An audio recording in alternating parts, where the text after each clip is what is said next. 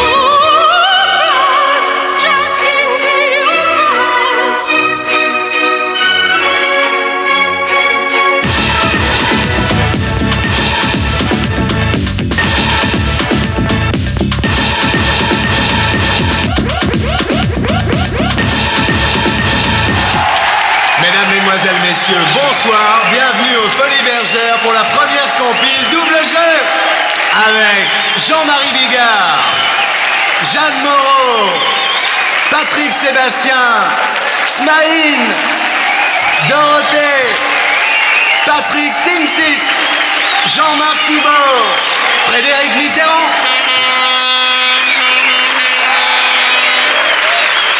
Bonsoir. Mesdames, Mesdemoiselles, Messieurs, bonsoir, bienvenue aux Folies Bergères pour double jeu. Notre émission de ce soir sera un derby régional, Saint-Tropez contre Monaco. Sexe symbole des années 50, 60, 70, 80, 90. Toujours délicieuse et ravissante, Brigitte Bardot.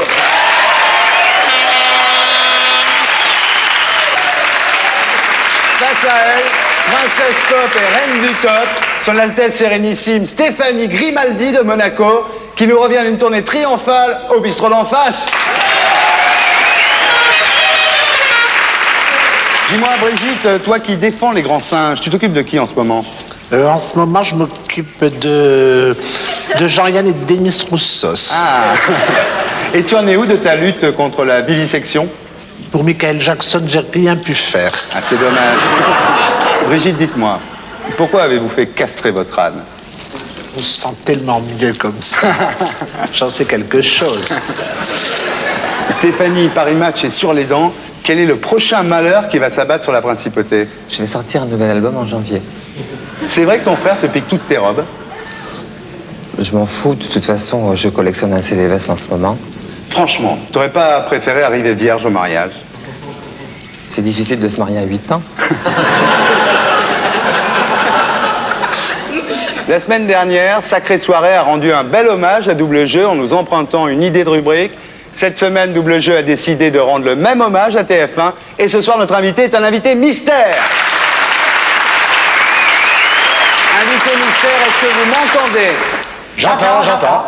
Invité mystère, est-ce vous qui avez déclaré, juste avant la guerre du Golfe, que la France devait y participer pour pouvoir être présente aux négociations de la conférence de paix? Non. Bon, c'est pas François Mitterrand. Invité mystère, est-ce que vous avez reconnu tous vos enfants? Oui. C'est pas Yves Montand. Invité mystère, est-ce que ça vous brûle quand vous faites pipi? Un petit peu, oui. Oh, monsieur, oh, j'ai trouvé, c'est Bigard, c'est Jean-Marie Bigard.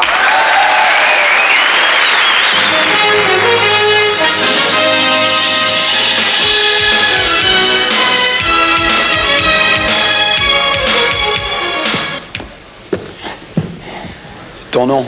Bigard. Prénom? Jean-Marie. C'est tout? À peu près, ouais. Jean-Marie Marcel. T'as des surnoms, je te demande? Ouais, j'en avais un quand j'étais à l'école, on m'appelait Bigou. Et ta pépé, elle t'appelle comment? Elle m'appelle... elle m'appelle pas, elle siffle, elle fait des tas de trucs, mais elle m'appelle pas trop. Date de naissance? 17 mai 54. Alors, t'as les cheveux gras mouillés, gras ou secs? Ils sont normaux et je t'emmerde pas mal. Les yeux, fais voir les yeux. Les yeux marrons, yeux de cochon. T'as des lentilles? Ouais. Hypermétrope. Je suis hyper métrope, ouais, c'est vrai. Ça, c'est pas pour me vanter, mais je me débrouille bien. T'es borgne? Non, je m'appelle Jean-Marie, mais il y a des limites quand même. Cicatrice? Oui, j'en ai une petite, là, c'est une rite d'expression, on appelle. Ça plaît aux femmes, il paraît. C'est dû à quoi, ça? C'est dû à quoi? Je te pose des questions, moi je te demande où t'as acheté ta veste. C'est-à-dire, t'as vu comment tu te fringues, toi? Vas-y, continue, mais tu commences un peu à me courir sur le haricot, je te dis tout de suite. T'as des verrues? Non. J'ai arrêté, j'étais à 2 paquets par jour, j'ai arrêté. Tu portes des slips, toi? Oui, des slips de Tarzan, des fois. Enfin, ça dépend dans quelle partouze tu vas, ça dépend, tu vois. Tu fumes combien de paquets par jour? Ça dépend, je fume, si je fais la ribouledingue, je fume 2,5 avec une bouteille de whisky, puis sinon j'allume des fois ma première clope avant de jouer le soir, tu vois. Je fume 3-4 clopes dans la journée, sauf que je m'y mets, quoi. C'est une question de volonté, je veux dire, on peut fumer davantage, faut s'accrocher, c'est tout, quoi. Est-ce que tu as des rapports sexuels ailleurs que dans un lit? Ouais, je te demande, bien sûr. Toi aussi, je suppose. Où, par exemple? Partout, la machine à laver en position essorage. As-tu recours à l'amour tarifé? À l'amour tarifé, oui, ça m'est déjà arrivé. C'est d'aller voir une pute, c'est ça? Oui, parle clairement parce qu'on ne comprend pas, hein, je te signale. Et ça s'est passé comment? Ça s'est vachement bien passé. Moi, quand je suis arrivé à Paris, le premier truc que j'ai fait, c'est d'aller aux putes. J'étais fasciné parce qu'en province, il n'y en a pas beaucoup. Alors, tu sais, c'est vraiment des filles qui ne peuvent pas faire autre chose. Tandis qu'à Paris, il y en a des belles et tout. Puis j'étais fasciné à l'idée de donner de l'argent à une fille pour qu'elle me suce la bite. Je trouvais ça... Tu vois, c'est tellement un échange sain, je trouve. Je trouve que c'est vachement plus sain que la secrétaire qui donne son cul pour avoir de l'augmentation. Je trouve ça plus propre. Et souvent, c'est des filles formidables. Ça, ma femme, elle le verra pas, ça, si. Non, non. Tu gagnes combien par mois? Je gagne pas mal de pognon. Ouais, je gagne bien ma vie. Combien? Combien? Je sais pas, je me rends pas compte. J'ai une société, moi aussi, je gagne un petit peu. Mais grosso modo, quand tu joues au théâtre, ça peut friser les 500 000 balles par mois, à peu près. Bah, comme tout le monde, hein, je veux dire. Encore, je suis tout seul. Et là, c'est pas marrant tous les jours. Je veux dire, nous, un coup, on gagne 500 000, et puis un coup, on gagne 300 000, on sait pas, on n'est pas à l'abri. Tu comprends? Et il y a des mecs qui gagnent 6 000, mais c'est tous les mois, ça tombe. C'est une sécurité pour eux. Avec nous, on n'est jamais à l'abri du truc, tu comprends? Ça peut varier d'un moment à l'autre. Tiens, toi qui es un comique, fais-moi rire. Quel con.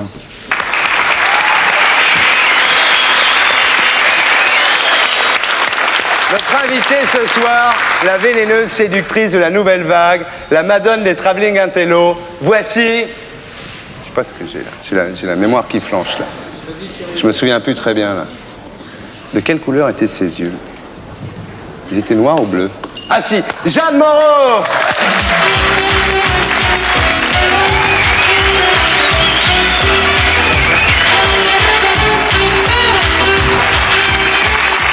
Bonsoir. Bonsoir Thierry. Vous connaissez nos amis? Très bien, on était voisins quand j'habitais Los Angeles en 77. Alors Jeanne, Oui. vous vous êtes mariée la première fois, c'était en 49, Oui, avec Jean Richard, Jean-Louis Richard. qui a changé son nom parce que ça ressemblait à Jean Richard. Ouais. Hein? Ouais. Et vous vous êtes retrouvée enceinte. Ouais. Et en fait, le mariage a eu lieu la veille de l'accouchement. Un samedi, c'était gratuit, puis c'était juste avant. Hein. Ouais, c'était juste avant. Ce qui fait que le photographe, il a été obligé de... On descendait l'escalier, on m'avait prêté un grand manteau. Et je lui ai dit, ah non, pas de photo. Il m'a dit, oh, mais madame, la tête seulement. Si vous n'aviez pas été enceinte, vous seriez mariée quand même? Non. C'est franc, moi. Vous avez eu un enfant, Jérôme, qui a 42 ans aujourd'hui. Ouais. Vous le voyez souvent? Je le vois en ce moment à peu près une fois par an. Ouais. Il vit en Californie. Parce que vous dites, j'ai eu un enfant, mais je n'ai jamais été mère. C'est dur à dire, ça, quand même, non? Non, pas du tout, je suis mère. Ce que je dis, je dis Jamais pas... été maman, peut-être? Maternelle. Maternelle, oui, Maternelle d'accord. dans le Ouais. sens conventionnel. Ensuite, vous avez eu une liaison, je ne sais pas, secret avec Pierre Cardin. Oui. Et puis, vous vous êtes mariée pour la deuxième fois avec le Mais réalisateur. c'était un vrai amour avec Avec Cardin? Pierre. Oui. Ça a duré combien de temps? Ça a duré plus de 4 ans. Ah oui. Et puis après, vous êtes remariée, donc avec le réalisateur de L'Exorciste et de French Connection, William Friedkin. Oui, Bill. Vous êtes marié parce que ça vous a touché qu'il vous demande en mariage. Oui, ça m'a beaucoup bouleversée. C'est la première fois qu'on vous demandait en mariage, vous avez dit. En fait, oui. Ouais. Et alors ce divorce, c'était quelque chose d'épouvantable. Vous parlez d'années noires. Le fait que j'ai accepté, je lui accordais une valeur un peu sacrée. Et j'ai souffert de cette disproportion entre mon désir et la réalité. Non pas que je me sentais responsable et non pas que je le trouvais, lui, responsable. Mais ça a été une douleur très violente et très profonde. Alors ça vous a coûté de l'argent, en plus. Ça, c'est pas grave. C'est pas grave, enfin vous n'étiez pas très au courant des banquiers, des avocats, tout ça, ou vous n'avez pas voulu être au courant? Non, c'est pas grave. C'était surtout la déchirure qui comptait. Vous dites, je ne pense pas dans ma vie avoir aimé un homme. Avoir C'est grave, été... ça.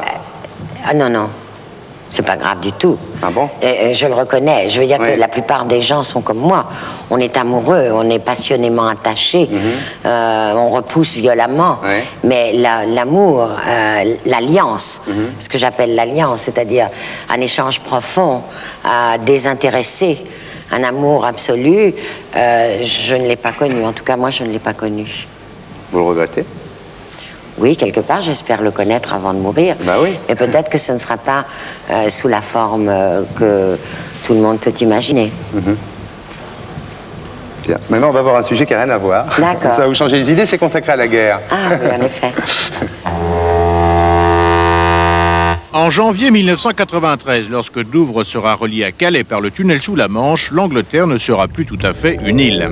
La Manche, qui a toujours préservé le Royaume-Uni des invasions, ne pourra plus alors jouer son rôle de rempart naturel contre l'ennemi. Le secret défense est maintenant levé et le Time du 11 novembre dernier révèle que le tunnel peut être inondé en cas de conflit. Au moment de la signature du traité, John et moi, on a eu vent d'un préparatif qui se faisait pour la défense nationale anglaise, qui a demandé un changement au plan du tunnel, mais nous ne savions pas quoi exactement, personne ne voulait nous dire, c'était un secret. Nous avons assisté auprès des gens à Londres, du ministère des Transports et de Défense, sans rien avoir, jusqu'à récemment, quand je pense que le gouvernement anglais a voulu calmer un peu les inquiétudes du public anglais, de qu'est-ce qui se passerait au cas où il y a une invasion, est-ce que quelque chose de sérieux a été prévu? Sur ordre du Premier ministre britannique, l'eau pourra s'engouffrer dans le tunnel grâce à une série de conduits reliés au fond de la mer. En quelques heures, la partie centrale du tunnel sera inondée, soit 13 des 37 km situés sous la Manche. Et selon le Time, c'est le 20 janvier 1986, le jour de la signature du traité sur le tunnel ferroviaire, que le principe d'un dispositif de sécurité fut adopté. Une destruction par l'arme nucléaire étant définitive, Tompkins, ministre de la Défense de l'époque, préféra le système d'inondation qui permet une remise en état ultérieure du tunnel. Mais le tunnel a-t-il une réelle importance stratégique ? Pour le gouvernement britannique, il est très important de neutraliser le tunnel parce que c'est le meilleur moyen d'une occupation terrestre. Aujourd'hui, certes, on fait d'abord la guerre avec l'aviation, avec les missiles, mais il s'agit ensuite de concrétiser la victoire par une conquête terrestre. Et donc, couper le tunnel, c'est freiner une invasion. Mais rappelez-vous, ce stratagème a déjà été utilisé dans l'histoire. Alors, Moïse serait-il entré dans les services secrets britanniques ?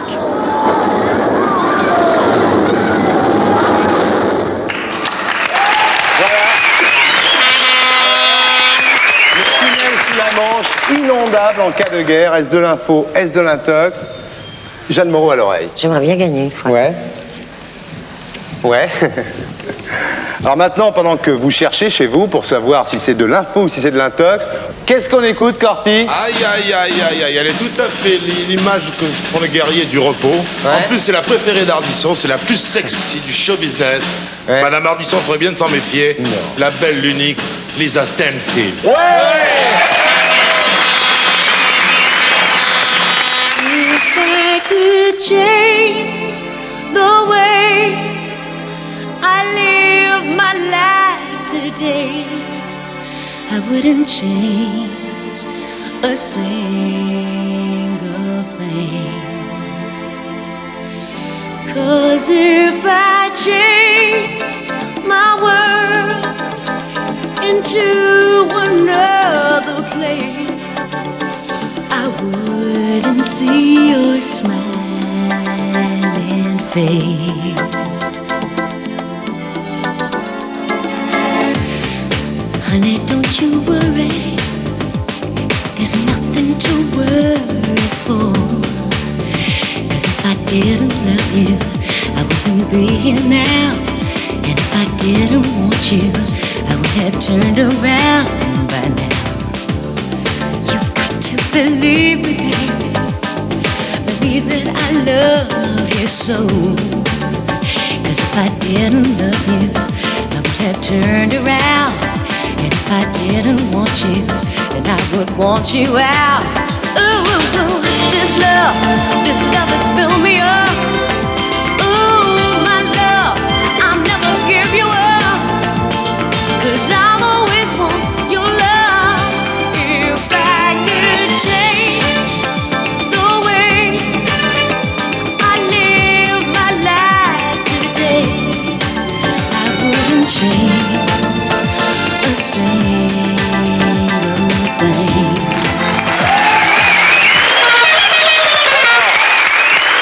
Le tunnel sous la Manche, inondable en cas de guerre. Est-ce de l'info? Est-ce de l'intox? C'est à Charles de jouer. À ton avis? Je dis que c'est de l'intox. Tu dis que c'est de l'intox? Tout a été calculé depuis longtemps. Ouais. Et toi, Charles? Moi, je dis que c'est de l'info. Alors, je peux le dire maintenant. Oui. Jeanne m'a dit que c'était de l'intox. Oui. Ah, on va voir si vous avez chanté toute la chanson ou seulement 3 couplets. Philippe? Jeanne, je crois que vous faites une quinzaine d'émissions avec nous et vous allez très très fort à ce jeu-là puisque vous avez gagné. Bravo. C'était de l'intox. Bravo. Bon alors, comme vous allez être obligé de nous exécuter, Jeanne, vous allez nous chanter la chanson que vous voulez, elles sont toutes bien. J'aime ton odeur, ta saveur, Léon. Oui. T'es pas beau, Léon. T'as les cheveux longs. Mais je t'ai dans la peau, mais je t'ai dans la peau, Léon. Je ne suis pas jolie, jolie. Nous ne sommes pas beaux, beaux, beaux. Mais contre toi, moi, je grille. Tu me fous le feu à la peau. T'as peut-être pas des bras d'athlète, t'as peut-être pas le torse velu, mais j'adore tes mirettes. Chaque fois que tu me dis que tu m'as dans la peau, Léon, dans la peau, Léon. Bravo, bravo,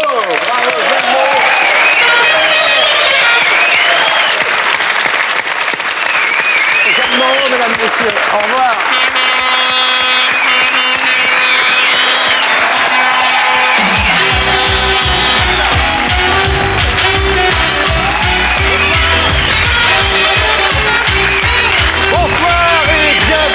Folies Bergère pour double jeu. Applaudissez-vous, vous êtes très beaux. Je le fais bien, hein. Allez, allez. Vous êtes peut-être surpris ce soir. Je vous vois surpris, mais Thierry Ardisson a été pris d'une légère indisposition passagère. Mais comme dirait Sabatier, Thierry, je sais que tu nous regardes et nous te regardons nous regarder. On applaudit Thierry Ardisson qui sera bientôt parmi nous. Notre invité de ce soir que je connais particulièrement bien, qui est pétri de qualité, qui est merveilleux, beau, sensible, doux. Hein? Vous allez voir. C'est le merveilleux Patrick Sébastien.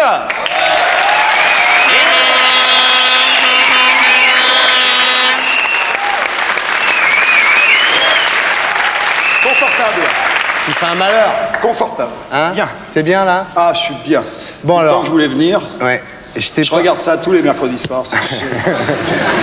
Oh non, je te jure, c'est pas parce que c'est toi. Tu vas passer une sacrée soirée. C'est pas parce que c'est. Ouais. Mais Ouais. je t'adore, Christophe. Ouais, ça me fait plaisir que tu sois là, tu sais, Sébatier, vraiment. On va faire une petite interview Wouzou. Tu connais l'émission. Tu veux que je balance? Non, tu balances pas comme d'habitude, t'es gentil avec tout le monde, toi, de toute façon. Moi, j'aime tout le monde. Bah, t'aimes tout le monde. C'est vrai, en plus. Oui, c'est vrai. Parce qu'on me croit pas. Ben non, mais on va voir. Si, il y a des mecs que j'aime pas. Oui. C'est tir au pigeon. Tu sais. Alors, on commence simplement Drucker. Drucker, j'ai vu dans Zénith avec Denisot, Michel Drucker disait, est-ce que c'est à l'époque il était sur Antenne 2, Drucker, ouais. Et il disait, oui, est-ce que c'est vrai, Patrick, que tu as demandé à pu être le samedi parce que ça t'embête d'être en face de moi? Et toi, tu disais, oui, oui, absolument, j'ai demandé. Ouais, ça m'embêtait qu'il y ait deux programmes de variété. À la limite, je préfère la concurrence qu'il y a aujourd'hui. Et l'autre soir, au concert des Restos du Cœur à l'Opéra. Ouais. Je sais pas si TF1 le diffusera lundi prochain, mais en tous les cas, tu as dit, en parlant de Michel Drucker, c'est le genre de mec, tu lui mets un coup de pied dans les couilles, il te demande si tu t'es pas fait mal. Au pied. Ouais. Et il t'envoie un bouquet de chaussures le lendemain. Mais pourquoi? Parce que c'est vrai que ce mec est gentil. Ouais. Et alors en plus, il y a des gens qui vont encore mal tourner sans. Non, on le tourne pas mal, nous, ça nous fait marrer, on l'aime bien, donc, Voilà. J'ai fait rire. Oui, t'as fait c'est ce que je voulais. Bien sûr, oui, tu nous as beaucoup fait rire. Je parle de Sabatier en parlant de collaborateurs, machin et tout, ça n'a aucune incidence.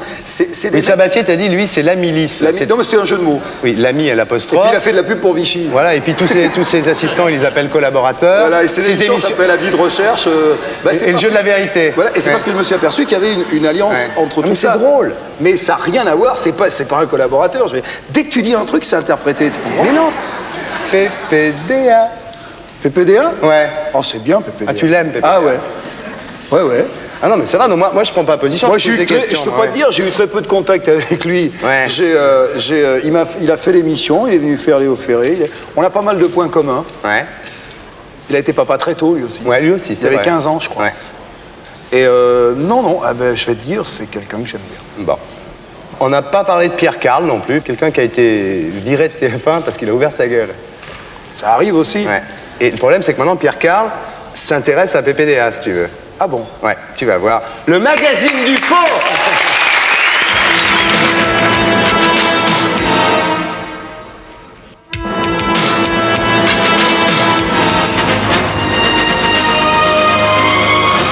C'était le 16 décembre dernier, le lendemain du retour de Patrick Poivre d'Arvor de Cuba. Et en cet instant, au moment où il passe à l'écran, là, PPDA n'avait pas encore énoncé de contre-vérité au sujet de l'interview de Fidel Castro. Donc il n'avait pas encore donné dans l'intox. Mais écoutez bien ce qu'il va dire. Fidel Castro essaie de sortir de son isolement économique, mais n'est pas prêt à aucun renoncement idéologique. L'une des équipes de TF1 l'a interrogé hier à Cuba. Intox. Voilà, maintenant on peut dire que c'est de l'intox. Car voici à présent la soi-disant interview de Fidel Castro par l'équipe de TF1, telle qu'elle a été diffusée dans le journal de 20h. Observez bien attentivement ces images. Un jour viendra où ce sera possible. Monsieur le Président, jusqu'alors, la devise de Cuba, c'était le socialisme ou la mort. Est-ce que ça ne va pas devenir le capitalisme ou la mort? En fait, Castro ne s'adresse pas là à PPDA, et PPDA ne lui a jamais posé cette question. C'est une supercherie. Et c'est elle, cette journaliste argentine, qui a en réalité posé la question à Castro, comme on le voit dans la version intégrale de la conférence de presse filmée par la télévision cubaine. La phrase de Cuba hoy es socialismo o muerte o capitalismo o muerte. No, es socialismo o muerte. Voilà, Fidel Castro répond bien là à la question qui lui a été posée. Mais réécoutons-le répondre à cette même question sur TF1. Jusqu'alors, la devise de Cuba, c'était le socialisme ou la mort. Est-ce que ça ne va pas devenir le capitalisme ou la mort? En las condiciones del mundo actual. Alors là, vous l'avez entendu, Fidel Castro ne répond plus non, le socialisme ou la mort, comme dans la version originale. Et revoici la journaliste argentine qui a posé la question à Castro. PPDA est juste derrière elle, au deuxième plan, à droite sur l'écran. C'était donc quelques minutes avant qu'il ne lui subtilise sa question, puis truc, la réponse de Castro. Alors j'avais interrogé il y a un peu plus d'un an PPDA au sujet de ses pratiques journalistiques, et notamment les questions refaites après coup. Alors là, ça c'est un problème que j'essaie d'éviter, parce que je trouve ça très très mauvais. Ce sont les questions qui sont faites après. Parce que d'abord, elles peuvent être fausses. Mais je suis tout à fait d'accord avec vous. Les questions réécrites ou refaites, c'est pas bien. Puis en plus, c'est un peu une triche. Voilà, c'est de la triche, c'est lui qui le dit, ce qu'il a fait avec Fidel Castro. On peut d'ailleurs s'en revoir un extrait. Qu'est-ce que vous diriez à la télévision française pour essayer de défendre ce régime ? Qu'est-ce que vous diriez à la télévision française, hein? Vous avez bien entendu. Castro ne répond évidemment pas à cette question dans la version originale de la conférence de presse, puisqu'il ne s'adressait pas à la télévision française, mais vous allez le découvrir. Voilà, c'est en réalité à cette correspondante d'une radio argentine qu'il répondait juste avant. La base du métier, c'est l'honnêteté. On sait déjà que c'est pas l'objectivité, c'est au moins l'honnêteté. Alors PPDA se trouvait en compagnie de Régis Faucon à Cuba, filmé ici juste avant la conférence de presse de Castro par un caméraman d'une chaîne de télévision hollandaise. I beg your pardon? No, I'm not press. I am vendeur de saucisses. I am selling sausages. En fait, il n'est pas si loin que ça de la vérité. Faucon a lui aussi saucissonné les propos de Castro. Écoutez. Est-ce que vous n'éprouvez pas un formidable sentiment d'isolement? Il faut résister, on ne va pas se rendre devant les autres. Alors c'est le magazine Télérama qui a le premier dévoilé la supercherie dans cet article paru le 2 janvier dernier, suite à quoi PPDA a envoyé un droit de réponse, dans lequel on peut lire notamment « C'est ainsi que nous avons pu approcher Fidel Castro et lui poser, au cours d'une conférence de presse, quelques questions qui semblent l'avoir irrité. » C'est complètement faux.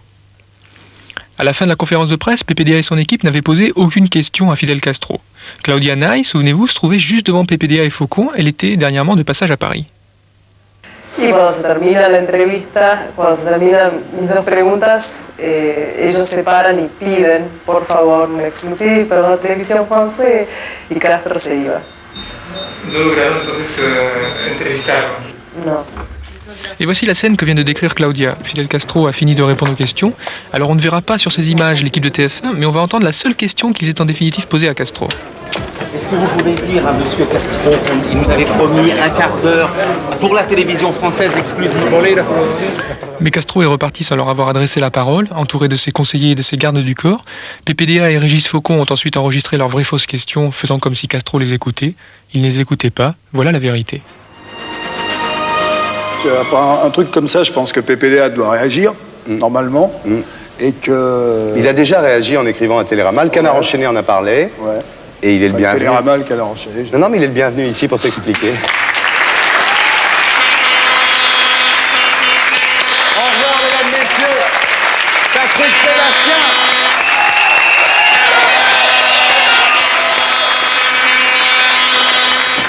Votre carton, s'il vous plaît. Attendez, je m'excuse, j'ai pas de carton, je suis Smaïn, je suis l'invité d'une émission là. Oui, c'est ça. Et moi, je suis à CDC. Bon, t'as un carton ou pas? Attendez, soyez sympa, il y a Hardisson qui m'attend, je viens de sorte de répétition et soyez sympa, il faut que je passe. Oh, écoute, vieux. Même si tu ressembles un peu à Smaïn, les sosies, on les recevait hier. Alors maintenant, tu me lâches. Sinon, je vais me fâcher très fort. Et après, tu ressembleras plus jamais à personne. Compris? Attends, le nain, calme-toi, il n'y a pas de problème, on va pas se fâcher, on va discuter, il n'y a aucun problème. Attends, on va trouver une solution, il n'y a pas de problème. Tu connais le mot de passe? Quel mot de passe? Il y a un mot de passe. Tu connais pas le mot de passe? Non. Et Hardisson, t'es où, toi?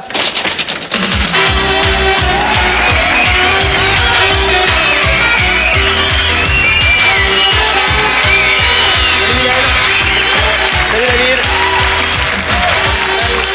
Madame Hardisson. Alors toi, ton boulot, c'est comique, quoi. Oh, arrête de dire ça, c'est vrai. Ouais. Oh, pas comique.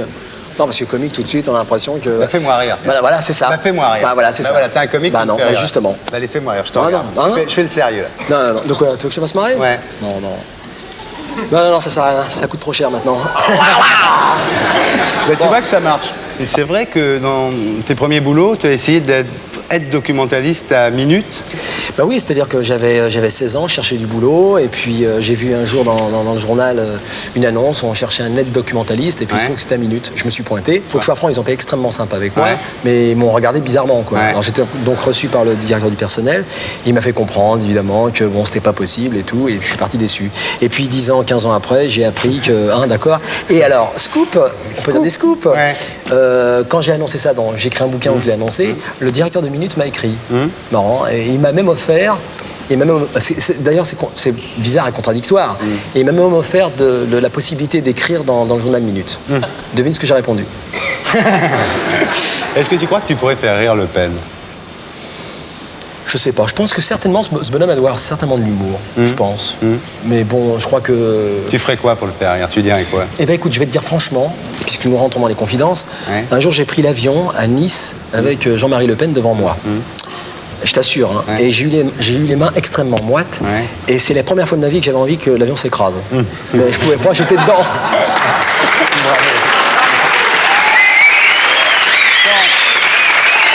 Mais ceci dit, je dis pas ça parce que je suis un homme public, etc. Mais comme ça, pour des bizarreries personnelles, c'est un bonhomme que j'aimerais bien rencontrer. Tu connais Stéphanie de Monaco? Je l'ai croisée un jour au bain. Effectivement, elle est assez mignonne, mais bon, tu sais, le problème, c'est qu'il faut lui demander la main. Il faut lui demander sa main, c'est vrai, voilà, ça, puis, tu vois, ma condition sociale, c'est pas évident, quoi. T'y crois pas? Ah non, j'y crois pas. T'y crois pas du tout? C'est eux qui croient pas, plutôt. Mais tu sais sa famille viendrait de Constantine, comme toi. Ah, tu crois? Ouais. Ah, mais il y a quelque chose à faire, alors. Bon, on va voir. Ah, on attaque. Ouf, le 26 juin 1989, le prince régnier de Monaco fêtait ses 40 ans de règne. Ouf, car ce sont 40 années sauvées in extremis pour perpétuer le nom des Grimaldi, vieux de 700 ans. Une prolongation qu'ils doivent tous, écoutez bien, à une vulgaire lingère de Constantine. L'histoire se passe en 1890 en Algérie. Louis II, le grand-père de Régnier, y est officier. La blanchisseuse de la caserne lui plaît beaucoup. Une petite fille, Charlotte, naîtra de ce béguin. Fait banal, mais l'histoire ne s'arrête pas là. En 1918, on a signé un traité entre Monaco et la France. La France reconnaissait la souveraineté de Monaco et exigeait par une clause dynastique à ce que si jamais le trône restait vacant, eh bien la principauté devenait protectorat français administré par les Alpes-Maritimes. Or, en 1920, la lignée des Grimaldi n'avait plus d'héritier pour garder son rocher. À 50 ans, Louis II avait oublié de se marier. Tant pis, la fille de la lingère ferait l'affaire. Et on l'a mariée, on a arrangé un mariage avec le descendant d'une des plus illustres familles françaises, les Polignac. Et Pierre, comte de Polignac, a épousé en 1920 la petite princesse Charlotte. Charlotte sauvait ainsi la principauté. De tempérament excentrique, volcanique, mal à l'aise sur le rocher, Charlotte se montrera pourtant bonne fille. En mai 1944, elle abdiquera de ses droits au trône en faveur de l'un de ses 2 enfants, Régnier. Le feuilleton des Grimaldi pouvait continuer. Aujourd'hui, le traité de 1918 est toujours en vigueur, mais une question se pose, Albert aura-t-il des enfants ou faudra-t-il trouver d'autres héritiers ? Pas très loin cette fois-ci. Alors, les Grimaldi descendent-ils d'une lingère de Constantine? D'abord, je vais demander à Smaïn à l'oreille. Ouais. Alors, pour vous laisser le temps de réfléchir à tous les deux, et pour laisser aux gens le temps de jouer chez eux et de s'engueuler, qu'est-ce qu'on écoute, Corty? Vous allez retrouver nos petits frères du Québec qui sont habitués à nous donner beaucoup de talent. Ouais. Pour une fois, c'est pas Rock Voisine, Ouais. c'est Luc de la Rochelière. Bravo. Cash City.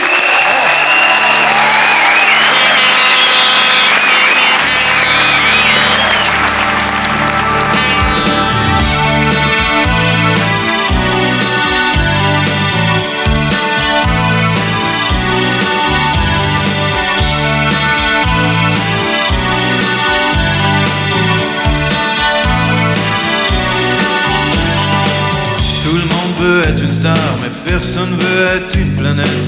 Tout le monde traîne dans les bars où personne n'est honnête. Tout le monde veut que tout le monde l'aime, mais personne n'aime tout le monde. Tout le monde veut que tout le monde l'aime, oui, mais personne n'aime tout le monde. À Cash City, tout le monde a des idées empruntées à la télé. Tout le monde a ses coutumes, chacun a son costume. Tout le monde est imposteur, chacun est son propre héros. Tout le monde a un poster de Marilyn Monroe. Tout le monde veut que tout le monde l'aime, mais personne n'aime tout le monde. Tout le monde veut que tout le monde l'aime, mais personne n'aime tout le monde. À Cash City, parfois on sort à Cash City. Dans les tours de l'ennui, tout le monde veut prendre de l'altitude. À Cash City, dans une ville qui n'est belle que la nuit. Dans les yeux qui supplient, tout le monde danse avec sa solitude, sa folitude.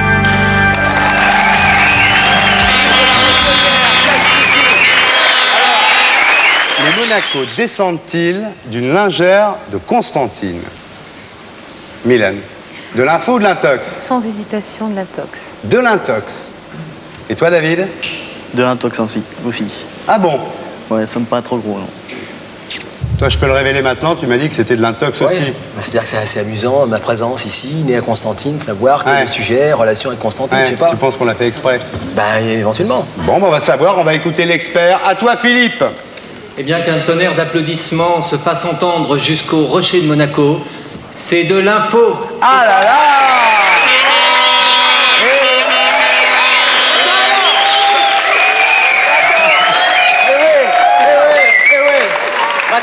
Attends. Alors, mais vous êtes du même pays? C'est pas vrai, alors j'ai des chances alors. Mais t'as toutes tes chances, c'est pour ça qu'on t'a fait ça. Caméra. Mais oui, elles sont partout les caméras. Stéphanie, il y a quelque chose à faire tous les deux. On monte un business là-bas.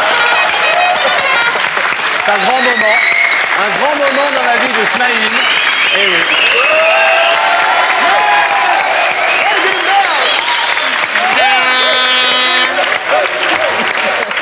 Bonsoir Manon. Bonsoir papa. Bienvenue aux Folies Bergères pour l'émission de Papa Manon. Papa. Tu sais ce qu'il y a ce soir dans l'émission de Papa Manon? Il y a Zorro, le vrai Zorro. Ah ben Zorro, c'est celui qui a le chapeau, c'est celui qui a le masque, c'est celui qui a les petites moustaches. Et puis il y a le sergent Garcia. T'es contente de voir le sergent Garcia? Tu sais qui c'est l'invité? Tu sais qui c'est l'invité ce soir? À qui d'autre? Il y a Dorothée. Oh non, pas Dorothée.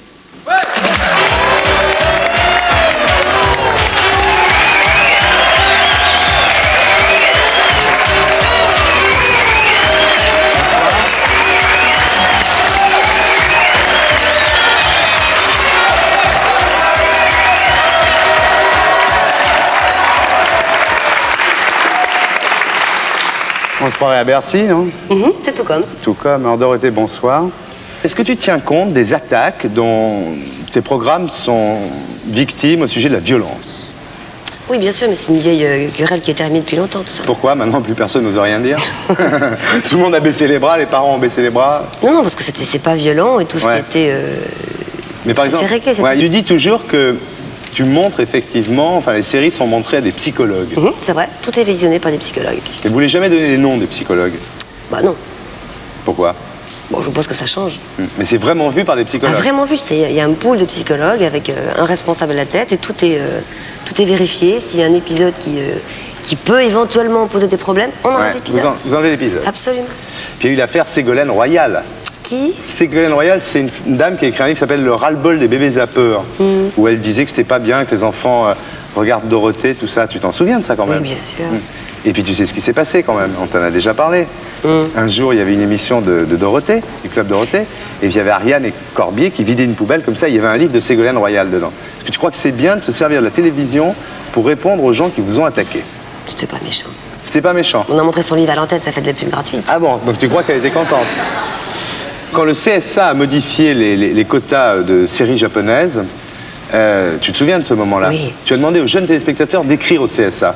Non, étant donné que je prends toujours le public pour des gens responsables, quel que soit leur âge, je leur ai expliqué pourquoi le mercredi après-midi, qui était devenu une heure de grande écoute, donc avec des programmes français et européens, on avait changé la programmation des émissions.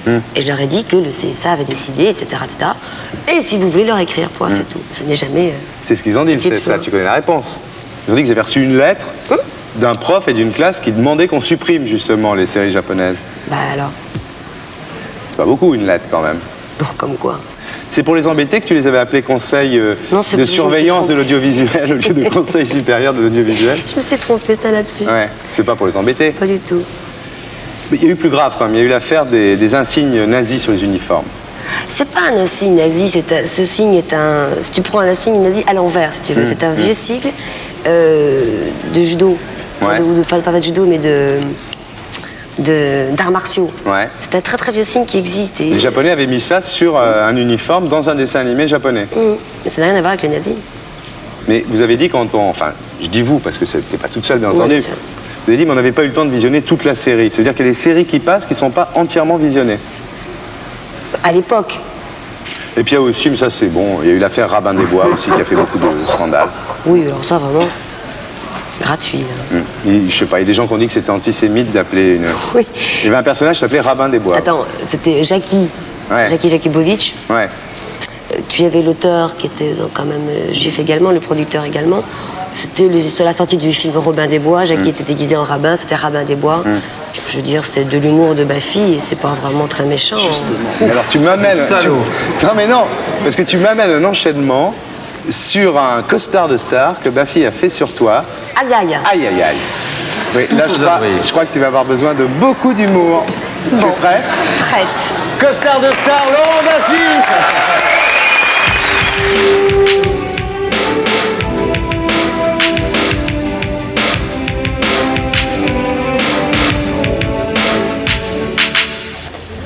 Tenez, vous aimez Dorothée, tiens. Vous pouvez me régler, madame, s'il vous plaît?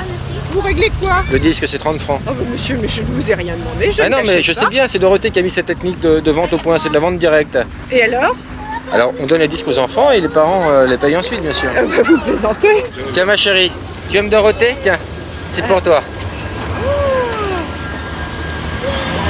C'est combien? combien? C'est 30 francs, madame. C'est de la vente directe. Ah non, non, non. Attends. Ah mais non, vous n'avez pas le droit de reprendre le disque à l'enfant. Dorothée m'interdit de reprendre des disques que j'ai donnés. Non, non, non. Alors là, c'est l'exploitation. Mais c'est Dorothée, madame, qui a mis cette technique au point. Oui, c'est Dorothée.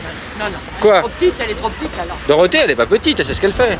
C'est Dorothée qui a mis au point cette vente. Alors votre système est très mauvais, hein, là. C'est Dorothée qui a mis ce système au point. Vous pouvez pas offrir comme ça aux gens, les mettre dans la main, puis dire après c'est 30 francs. Mais c'est Dorothée. On commence à dire c'est 30 francs. Oh bah merci, hein, c'est pour moi, vous me le donnez moyennant 30 francs. Oui, c'est une vente directe, c'est Dorothée qui a mis cette vente au point pour se faire des couilles en or. Ah ouais, d'accord. Non mais c'est obligé, vous l'avez touché, madame.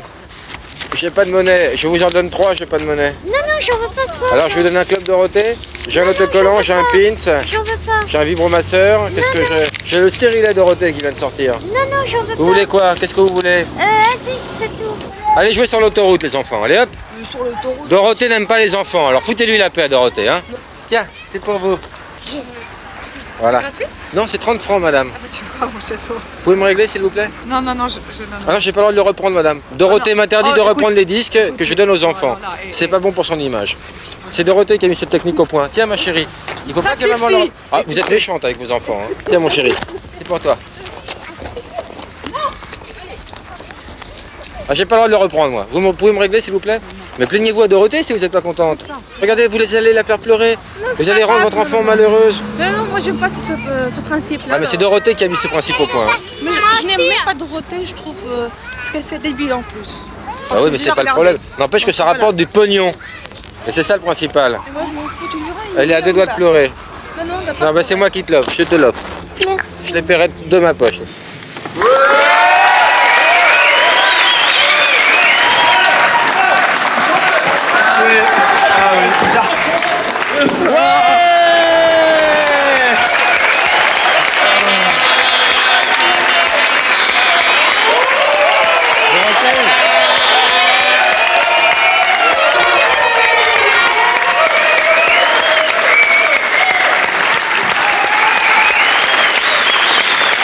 Alors, Laurent, je vais te dire la vérité.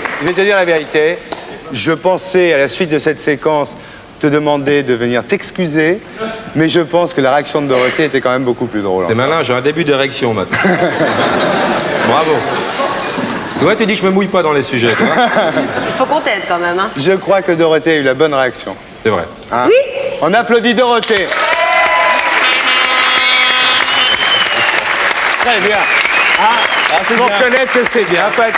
Tu vois, je l'avais dit depuis l'émission. Je l'avais dit. Elle a des couilles. Bon, et ben voilà. Non, non, mais ça va, ça va. Il est plus mouillé que toi. Hein. Non, je suis très mouillée. Ça se voit pas. Oh, sois pas vulgaire. Hein.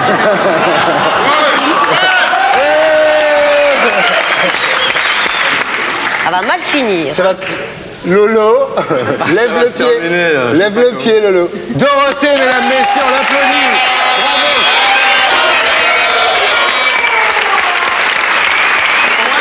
C'est à moi. Non, là, c'est pas à toi, c'est à moi. Là. Ah, excuse-moi, autant pour moi, Thierry, autant pour moi. Pour jouer avec nous ce soir, 2 stars qui ont touché le fond, le plus connu des Français, le plus célèbre des 20 000 vieux sous les mers, pourtant toujours au creux de la vague, le commandant Cousteau. Thierry, je me refroidis là. Il faut que je parle parce que tout à l'heure ça va pas être bon là. Il faut bien que je présente Cousteau, Patrick. Non, mais je suis d'accord, mais là je suis en train de me refroidir. Donc si je pouvais parler tout de suite, ça m'arrange. Face à lui, le réalisateur du Gland Bleu, dans la vie comme au cinéma, il a pris de la bouteille, c'est sans doute pour ça qu'il manque pas d'air, Luc Besson. Luc, bonsoir. Bonsoir. Combien de temps peux-tu rester en apnée? Bah, je sais pas. Bon, on va voir. Commandant, vous qui avez l'habitude d'approcher les phoques, quel est votre plus grand souvenir? C'est quand j'ai fait le divan d'Henri Chapier. Mais avec l'âge, vous n'avez pas peur d'être un peu largué quand même, non? Vous plaisantez, il n'y a pas plus branché que moi. Vous aimez les histoires salées, commandant? Oui, surtout quand il s'agit de raies et de morues. Mais soyez correct.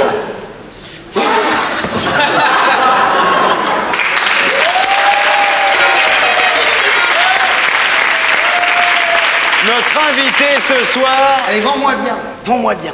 Mais qu'est-ce que tu veux que je te vende? Personne ne te connaît, t'es gentil. Personne me connaît? Bah non. Laisse-moi faire alors, t'es gentil. Bah vends-toi. Vous le connaissez tous, il s'appelle Patrick Timsit, il est drôle, son spectacle est merveilleux, achetez son disque, il est guérave aux soirées d'hiver. Je vous demande d'accueillir Patrick Timsit.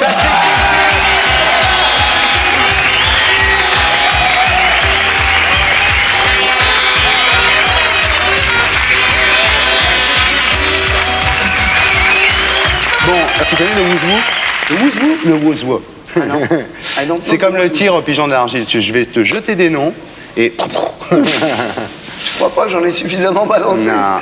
Aïe, aïe, aïe. Florent Pagny. Florent Pagny? Ouais. Aïe, aïe, aïe. On disait qu'il se plaignait que Bruel lui a tout piqué. Et je disais, il y a peut-être un truc à piquer à Florent Pagny, c'est son micro, quoi. C'est le seul truc. Ah non, mais c'est du tir au pigeon. Ah oui, d'argile. Et je les aime tous, hein. Ah bah ouais. T'es faut comme le dire. Bruel alors, t'aimes tout le monde. Ouais, pourquoi Ouais. tu dis Bruel? Attention, c'est un nouveau philosophe. Hein. Ah bon? Ah oui. Mieux que Boujna, tu crois? Non, mais tu vois, la vie est courte, ce sont les journées qui sont longues. Ça, c'est de Diderot. Ouais. Merci beaucoup d'être venu beaucoup, je vous aime beaucoup. Ça, c'est de Patrick Bruel. Ah, Qu'est-ce que tu veux que je te dise? Pierre Bachelet alors. Ah, Pierre Bachelet, ah ouais. Ouais. Non, Pierre Bachelet, je l'aime en tant qu'imitateur. Parce que qu'est-ce qui m'amuse quand il imite Jacques Brel? Je veux dire. Non, mais c'est vrai, non, mais son métier, c'est comique. Hein, bah, je veux dire, spectacle d'émotion. Ouais. Tu sors du spectacle, tu regardes ce que t'as payé, tu pleures.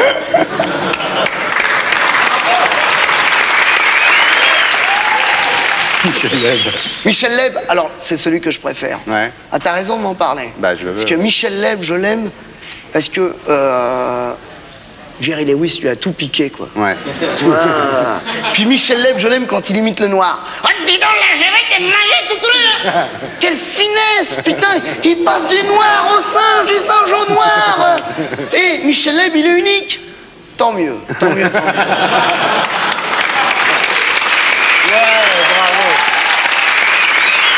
Ah, je les pose sur la table. Ah là là, quel bonheur. Stéphanie de Monaco.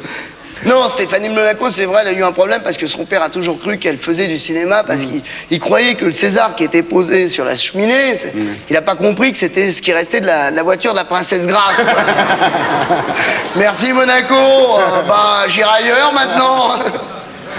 Michel Petrucciani. Ah, Michel Petrucciani. Alors là, attention, moi je dis monsieur. Ouais. Monsieur Petrucciani, hein, attention. Non, non, non, parce que c'est trop facile de déconner. On pourrait dire, ouais, qui c'est ce mec-là? La première fois que j'ai vu arriver, je croyais que c'était un César. Non, moi je dis, myopathe, myopathe. Oui, mais Petrucciani.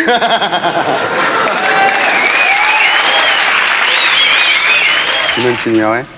Simone Signoret. Ouais. Ah, ça, c'est les intouchables, ça. Ouais. Ah ouais, ouais, intouchables.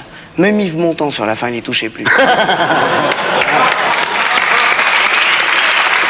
Patrick Sébastien, tiens.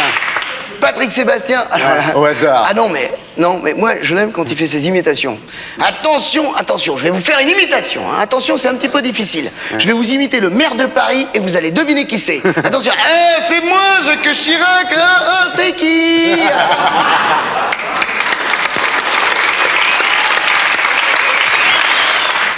Tu peux sortir dans la rue toujours, il n'y a pas de problème. Bah écoute, tant que j'aurais pas croisé des mecs comme toi, je sortais tranquillement. Maintenant, je vais me méfier. Sophie Marceau. 7 sur 7. Ouais. Formidable. Ah non, mais elle leur a dit des trucs incroyables. Hein. Ah non, mais moi, j'ai appris des trucs. Hein. Ouais. Attention, moi, j'ai eu 2 grands chocs intellectuels dans ma vie. Nietzsche. Ouais. Et Sophie Marceau. Elle leur a dit, hein, les politiciens, c'est tous des menteurs. La guerre, c'est pas beau. La maladie, c'est bien du malheur. Les cheveux sur la tête, ça pousse. Dormir, ça repose.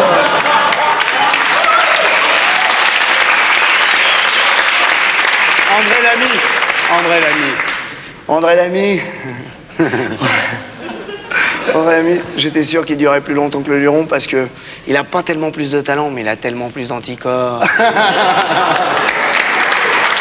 T'es très branché médicaments, non? Ouais, je suis branché médicaments parce que c'est vrai que ça fait partie de la vie, quoi. Je suis un consommateur. Hein. Ouais, un peu trop, non? C'est ce qu'on me dit, mais quand t'es persuadé d'être malade, faut que tu te soignes. Ouais. Pourquoi t'essayes pas la chromopathie? La chromopathie, c'est quoi? Tu veux voir ce que c'est? Ah oui, je veux bien. Tu essaierais si ça te plaisait? Ah, bah, je suis client. Hein. Eh ben, regarde alors. Allons-y. La chromopathie, mesdames, messieurs. Orange, bleu, vert, rouge, les couleurs, au dire de leurs adeptes, soignent la plupart des maladies courantes. Après la naturopathie, la musicothérapie et l'iridologie, voici la chromothérapie. Mise au point par un neuropsychiatre reconverti dans l'acupuncture, le docteur Christian Agrapart, cette nouvelle médecine énergétique se pratique à l'aide d'un simple projecteur de lumière. De cette lampe halogène partent des fibres optiques. Et au bout des fibres optiques, nous avons des filtres qui sélectionnent les longueurs d'onde qui nous intéressent.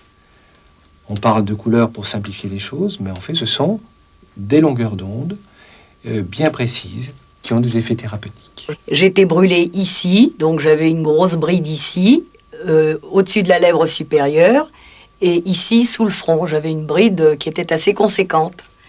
Et depuis le 17 juin, le docteur Agrapart a commencé son traitement. J'étais un peu sceptique parce que, bon, moi, j'avais ce carcan en permanence. Donc, quand il m'a dit bah, « maintenant, vous ne le portez plus », pour moi, ça a été une délivrance. Quelqu'un vient de se brûler, on dit que c'est une pénétration de l'énergie chaleur. Et nous allons donc appeler, pour soigner cette dame, de l'énergie froide. Et il suffira que nous utilisions la couleur orange, ou la longueur d'onde correspondant à la couleur orange, pour qu'il y ait toujours une réponse froide de l'organisme. L'orange provoque toujours au niveau de l'organisme une réponse froide. Le vert provoque toujours au niveau de l'organisme une réponse sécheresse. Et le bleu provoque toujours au niveau de l'organisme une réponse humidité. Il suffit de penser à un être malade et penser à la lumière bleue, cette lumière bleue pâle que l'on voit dans un prisme, et si vous projetez cette lumière bleue sur une personne qui est malade, vous la soignez instantanément. On appelle ça le manteau bleu de la Vierge. C'est une lumière qui soigne terriblement. Je suis très reconnaissante au docteur Agrapart. Je dis que c'est un miracle, c'est un conte de fées. Hein.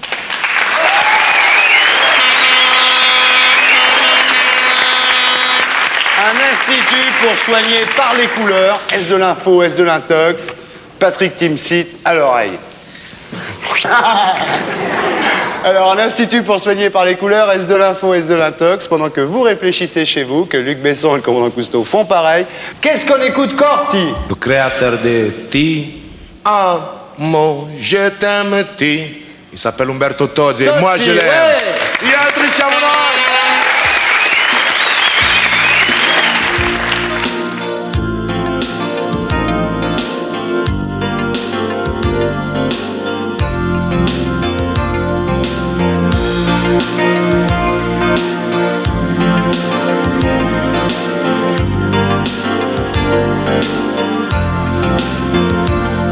Non sono stato mai più solo di così.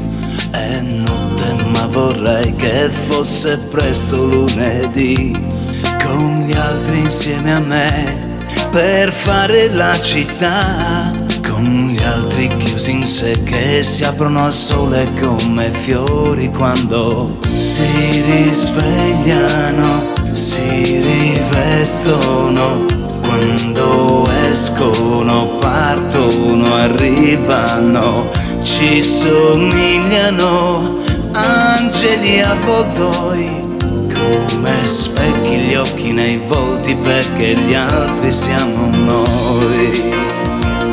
Oh, oh, oh, oh, oh, oh, oh.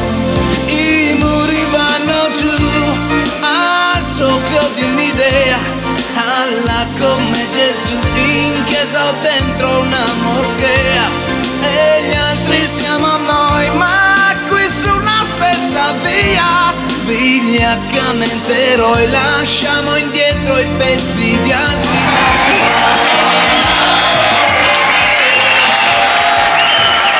Alors, un institut pour soigner par les couleurs, est-ce de l'info, est-ce de l'intox? C'est à toi de jouer cette fois. Intox. Intox, ouais. Pourquoi? Tu crois pas une Un seconde? coup d'orange sur une brûlure, non, Terminator 3, non. non, Intox. Le professeur Agrapart, toi tu crois pas? Non, pas vraiment le nom, Ouais. non, Intox. Intox. Et vous, commandant? Je pense que c'est l'info. Parce que je pense que les médecines étonnantes ne finiront jamais de nous étonner. Ah. Il y a toujours de nouvelles. Ah, c'est quelqu'un, ce Cousteau. Je vais suivre là. Ah ouais.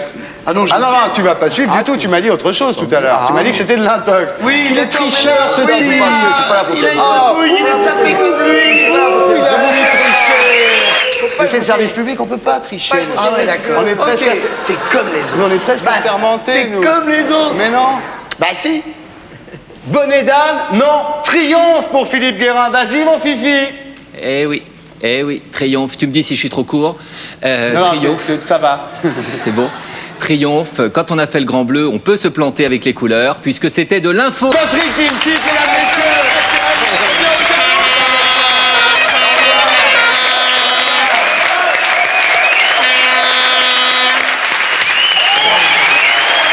Mesdames, mesdemoiselles, messieurs, Thierry. Mesdames, messieurs, bonsoir, bienvenue au Séquidan. Pour jouer avec nous ce soir, Anthony Dalland. Alors Anthony, bonsoir. D'où venez-vous? De Bordeaux. Ah oui, et quelle est votre profession? Maître nageur. Maître nageur. Votre violon d'ingre? Les gonzesses. Ouais, en forme pour ce soir? Ouais, la forme. Ouais. Face à lui, Muriel Robin. Muriel, d'où venez-vous? Toulouse. Quelle est votre profession? Comédienne. Vous avez un violon d'ingre? Le ping-pong. En forme pour ce soir? Ouais, ça se voit, non? Alors, vous êtes prêts tous les deux? Les mains à 10 cm du champignon. Attention, attention. Premier indice. Non. Non, c'est les nerfs. Je vous rappelle la règle du Séquilon. Vous devez trouver l'invité de ce soir. Premier indice, notre invité a longtemps fait un duo avec un autre comique. Sandro. Non. Deuxième indice, notre invité vient de sortir un disque de valse. Ouais. Jusqu'à. Non. Troisième indice, notre invité joue dans le feuilleton le plus célèbre de France. Les fausses factures. Non. Quatrième indice, j'espère que vous allez trouver. Notre invité n'est toujours pas déçu du socialisme. Jean-Marc Thibault. Bravo, c'était Jean-Marc Thibault. Bravo, c'était le Séquilon. Et c'était Jean-Marc Thibault, on les applaudit, bravo.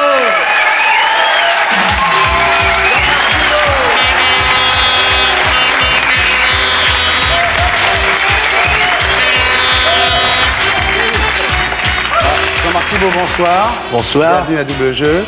Tu as eu 16 ans en 1939. Hein? Comment tu as vécu cette époque? Qu'est-ce que tu faisais? Est-ce que tu étais conscient des dangers qui s'accumulaient comme ça au-dessus du pays? Dans les premières années, pas tellement. C'est-à-dire que bon, j'étais très jeune. Et puis quand on est jeune, on ne se rend pas bien compte des dangers. Mais à partir de 1942, la peur a commencé à s'installer pour beaucoup de jeunes. D'abord, j'ai vu plein de copains juifs partir et ne jamais revenir. Et j'ai vu d'autres qui se cachaient, qui étaient obligés de se cacher. Puis ça m'est arrivé aussi. Et donc, j'ai vécu mal. C'est-à-dire, j'ai l'impression qu'on m'a volé ma jeunesse. Et les années qui sont les plus belles, de 16 ans à 20 ans, c'était dur. C'était terrible. Et la défaite, l'arrivée de Pétain, ça se passait comment? Quel souvenir tu en as comme ça?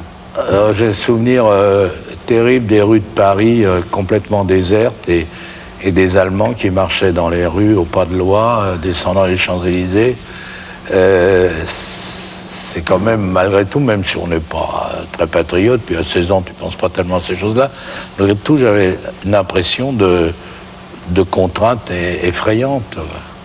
Mais j'ai vu des tas de choses très dures, dont je ne tiens pas à parler d'ailleurs. Et je souhaite surtout que personne n'en voit jamais ça.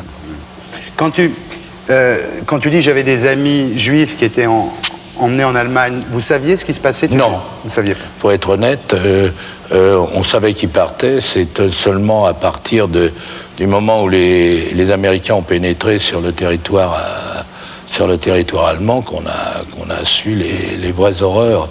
On le savait pas à Paris, on savait pas. Ils avaient disparu, mais personne ne savait ce qu'étaient vraiment les horreurs des camps. Maintenant, je vais te demander quelque chose. Tu vas me laisser là. Tu vas te diriger vers le fauteuil qui est là-bas. Ouais. Tu verras, il y a écrit la question sur le fauteuil. Et quand tu vas t'asseoir sur le fauteuil va te poser la question. Ah bon, d'accord. À tout de suite.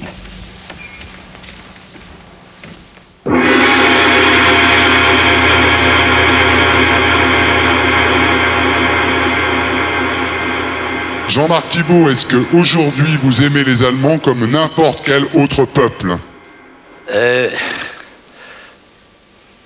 Oui, je voudrais, mais je peux quand même pas arriver à oublier tout.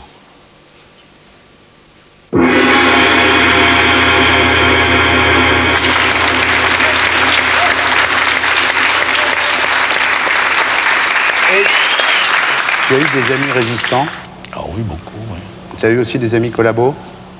Non, j'en ai pas connu beaucoup, mais finalement, le temps venu, ceux qui n'ont pas commis de vrais crimes, je comprends qu'ils aient été entraînés.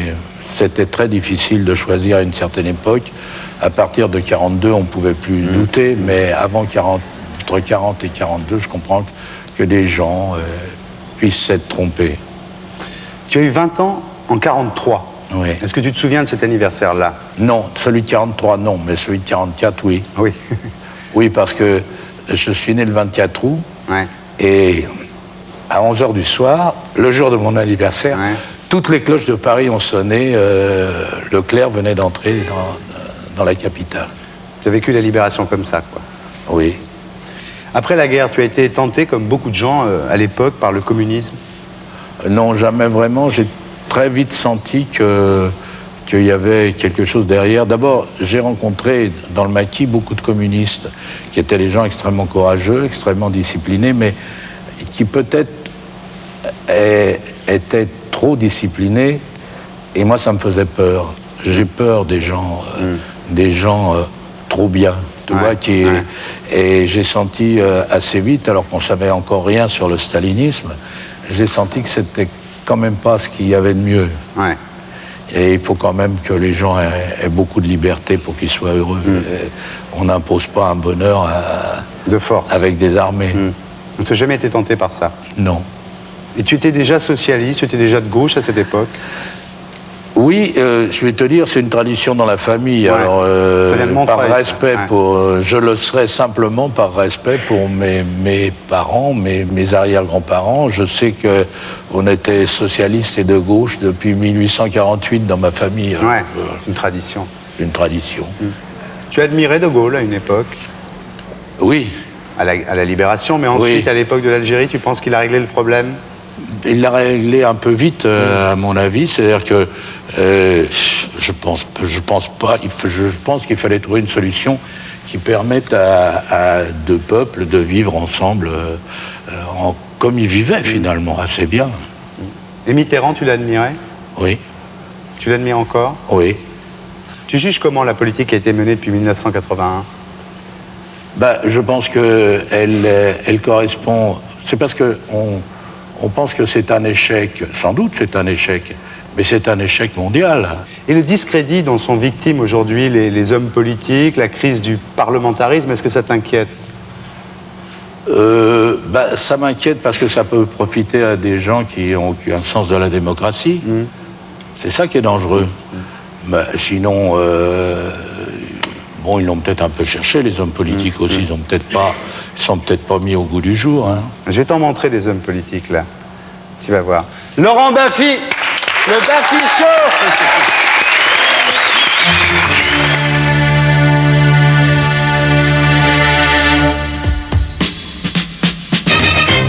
Une question, présentez-vous. Bernard Schreiner, député des Yvelines. De quel groupe vous êtes? Du groupe socialiste. C'est Heavy Metal? Pardon? C'est un bon groupe? Pourquoi pas? Vous êtes député depuis combien de temps? 10 ans. Est-ce que c'est plus facile quand on est député pour se tirer des gonzesses? Est-ce que ça aide? Ça, je pense que ça dépend pas du rôle et de la profession que l'on fait. Quand on est député, est-ce que c'est plus facile avec les gonzesses après? Pour conclure. Écoutez, ce n'est pas une question sérieuse. Posez-nous une question sur la France, vous répondra. C'est une question, pour moi, sérieuse. Parce que des fois, on est sur un coup, on est à deux doigts de niquer et la nana se casse. Mais je comprends pas du tout le sens de votre question. Parfois, il y a des nanas qui sont impressionnés, des nanas qu'on n'aurait pas forcément tirées, mais comme on est député, hop, on peut leur mettre une cartouche. C'est une plaisanterie, là. Non, c'est une vraie question. Messieurs, juste une question. Vous vous teniez la main. Est-ce qu'il y a des relations homosexuelles parmi les hommes politiques? Non, des rapports d'amitié. Oui. On ne se tenait pas la main d'abord. Si, vous êtes caressé un petit peu, vous avez eu un début d'érection, je vous ai vu. Vous êtes terrible. Une question, Jean-Pierre. Quand on est connu, c'est plus facile avec les gonzesses ou c'est plus difficile? C'est forcément plus difficile parce qu'il faut mettre des lunettes noires. Raymond, une question. Quand on est homme politique, est-ce que c'est plus facile avec les gonzesses après? Je crois pas. Ça t'a aidé, toi, dans les... Ça rentre pas. D'abord, pourquoi me tutoyer? Voilà. Parce que je t'aime bien. Bon, d'accord. Tu es sympathique. On n'a pas vécu ensemble comme ça. Parce que j'ai pas voulu. Vous êtes ensemble? Non, je suis la barrière, le député maire de Pau. Et vous n'avez pas eu d'attouchement sexuel avec... Moi, j'adore Yvette. Oui. Et je crois que ça vaut mieux l'adorer que tout le reste. À votre avis, est-ce qu'elle est bonne sous l'homme, Yvette? Je ne sais pas. Jacques, simplement, est-ce que le fait d'être connu en politique, ça sert avec les gonzesses? C'est-à-dire que depuis que j'ai rencontré ma femme, qui est fantastique, alors les gonzesses ne me concernent plus. Plus du tout. Plus du tout. Tu t'es fait couper par un veto? Oh, pas du tout. Raymond, on se tutoie pas alors, hein? On se tutoie pas, ni on se vous voit pas, voilà. Ni on ne parle pas chez Bran. Voilà. Pas rock'n'roll, hein?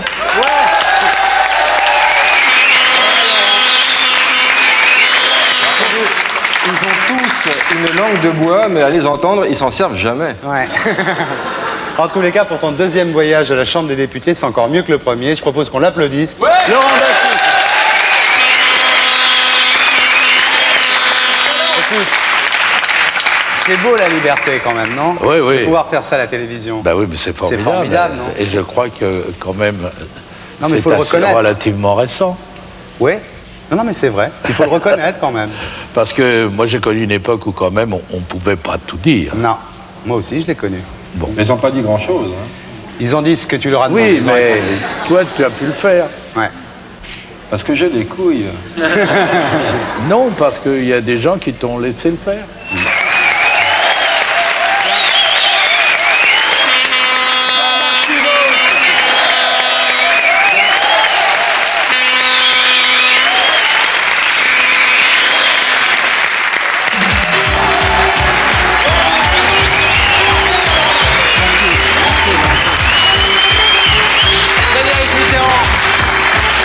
Alors, bonsoir. Pas bonsoir, comme ça fait folle, ça, c'est pas bien. Ah bon? Bonsoir. Bonsoir. Mais non, c'est vulgaire. Bonsoir. Bonsoir. Mais non, pas une petite voix de fossé, une Ouais. voix un peu virile quand même. Oui. Bonsoir. Bonsoir. Non, il vaut mieux dire bonjour, vraiment. Bonjour. Bonsoir. Bonsoir. Cette émission est stupide.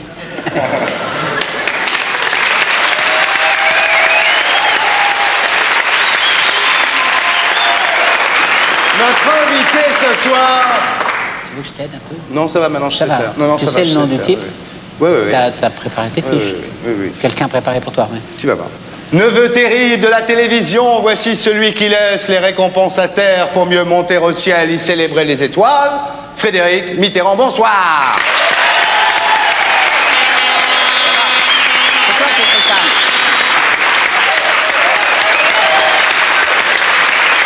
Dis-moi, quand tu étais petit, oui. Tu voulais être missionnaire. Oui. Et puis chef des missionnaires, tu voulais être pape. Oui, à la fin, oui, parce que je me suis dit quand même que ce serait toujours la folie des grandeurs. Ouais. Mais c'était sérieux cette histoire? Pompier aussi, je voulais être. Ouais. Mais finalement, j'ai fait ni l'un ni l'autre. Oui, ça, je l'attendais. Baffie. Baffie. Et t'es bon chrétien, là? Non. Non. Non. T'es musulman? Non. Non, La vérité, c'est que je ne crois pas en Dieu. Je ne crois pas que... Je ne crois pas. Tu vas me Je raconter regrette, ça? mais je ne crois pas. Tu vas venir me raconter ça, Oui. d'accord? Oui. Frédéric Mitterrand.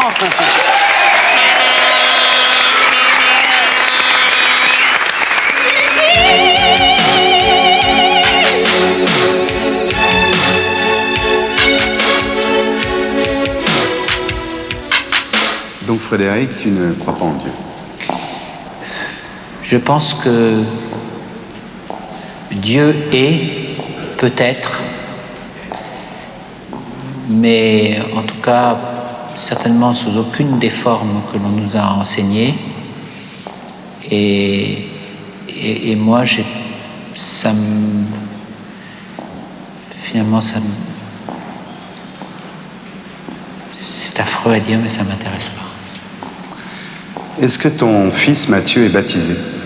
Oui, il est baptisé parce que j'attache beaucoup d'importance au fait qu'un enfant soit comme les autres. Et ça fait partie de notre culture, de notre vie. Et après, il est libre de faire ce qu'il veut. Donc, mais il y a des gens qui tiennent le raisonnement inverse. Moi, j'ai préféré celui-là. Il a quel âge maintenant? Il a 20 ans. 21. On n'a jamais su si c'était ton vrai fils ou ton fils adoptif. Non, c'est tout à fait mon vrai fils. C'était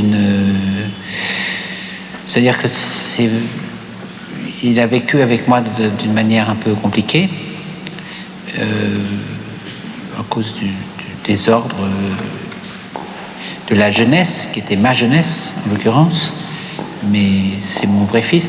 Et puis même s'il était mon fils adoptif, il serait aussi mon vrai fils. De toute façon, je trouve terrible cette différence.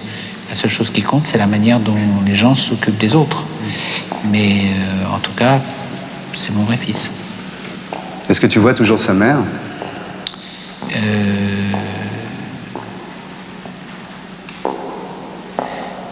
Non, parce que